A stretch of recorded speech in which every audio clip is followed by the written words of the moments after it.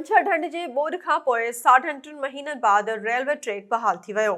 SS news जे reporter Mohammad Ali Memon मूजिबि भांसदाबाद खां सेवण ताईं रेलवे ट्रैक ते लॻल 15 कट मुकमल बंदि कया विया। ट्रायल ट्रेन हलाए पटड़ी चेक कई वई। भांसदाबाद खां सेवण ताईं 24 किलोमीटर रेलवे ट्रैक मुतासिर थियो हो। लकीशाह सदर ऐं भगी टोड़े वारी जबल वटां बरसातुनि दौरान जबल जा पत्थर रेलवे ट्रैक ते किरण सबबि पटड़ी मुतासिर थी हुई। आराज़ी बूबक शेख गंभीर बालू लाशारी ऐं टालपुर समेत ॿियनि हंधनि ते ज़िले इंतिज़ामिया पारां 15 नंढा तोड़े वॾा कट ॾेई ॿोॾ जे पाणी खे दरिया में ख़ारिज कयो वियो।